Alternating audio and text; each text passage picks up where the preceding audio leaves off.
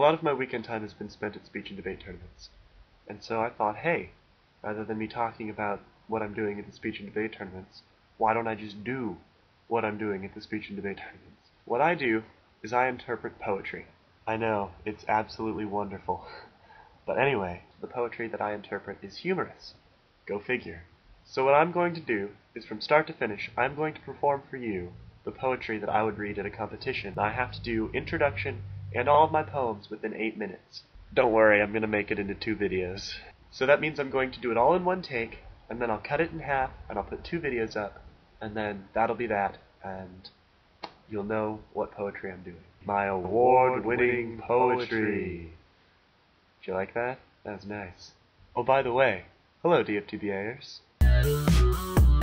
I didn't write these poems, because you're not allowed to do that. So I think I'm just going to start with my introduction and then work my way through. I hope you enjoy it. The tone of Adam Rex's poems can be discerned simply by reading the title of his very first book of poetry. Frankenstein Makes a Sandwich, and other stories you're sure to like because they're all about monsters, and some of them are also about food. You like food, don't you? Well, alright then. Frankenstein Makes a Sandwich, and other poems by Adam Rex. Frankenstein Makes a Sandwich. When Frankenstein prepared to dine on ham and cheese on wheat, he found instead he had no bread, or mustard, cheese, or meat. What could he do? He thought it through until his brain was sore, and thought he ought to see what he could borrow from next door. His neighbors gawked as Frankie walked the paths up to their porches. Each time he tried, the folks inside would chase him off with torches. "A monster! Eek!" the people shrieked. "Oh, make him go away!" The angry hordes unsheathed their swords, pulled pitchforks out of hay. They threw tomatoes, pigs, potatoes, loaves of moldy bread. And then a thought struck Frankenstein, as pickles struck his head.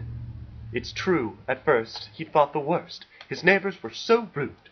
But then he found that on the ground they'd made a mound of food. He piled it high, and waved goodbye, and shouted, "Thanks a bunch!" Then stacked it on a plate, and ate a big, disgusting lunch. The Phantom of the Opera can't get It's a Small World out of his head. It's a world gone crazy, a world gone wrong, when the Phantom can't even write a song. Sure, he's using his head. What's stuck there instead? It's a small world after all. It's a small world after all. Angry cursing fills the hall. Now he's crawling up a wall. It's a small, small world. The Invisible Man gets a haircut. "My hair is a fright," said Griffin one night. "At least I assume that it is. It feels awfully long, and the part is all wrong, and it's knotted with tangles and frizz." An invisible ne'er-do-well's hairdo will scare you no matter how well you cut hair.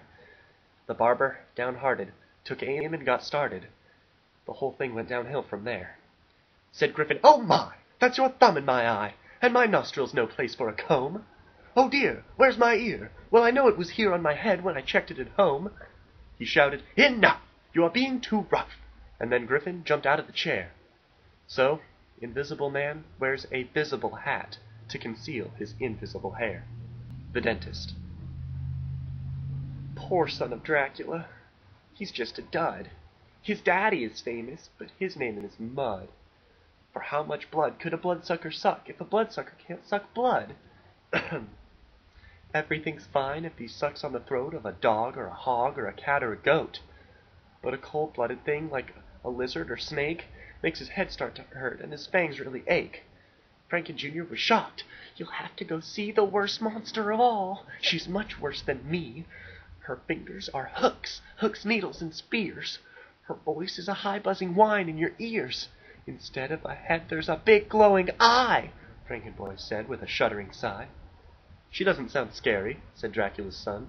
"Not scary like crosses or stakes or the sun."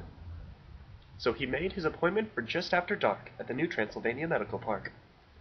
He followed inside, but before he could hide, the dentist was standing there right by his side. A note to the timid or just faint of heart. The story has come to the frightening part. Stop reading. Now put the book down. This is scary. Peligro, use caution. Beware and be wary. Still here? Very well.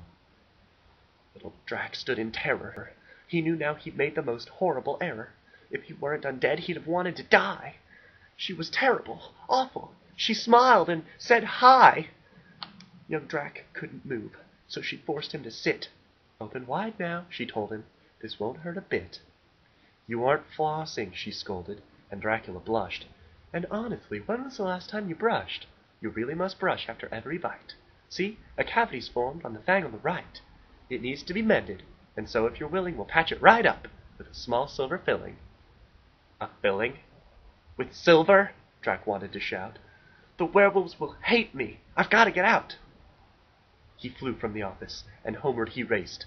He sucked on his sucker, but gagged at the taste. He hoped it was flavored like blood or like liver. How scary! It's cherry, he thought with a shiver. Drac knew it was true as he spat and he cursed. My dad may be bad, but the dentist's the worst! For the sake of time, you have just seen the first half of my poetry. The second half can be found right here.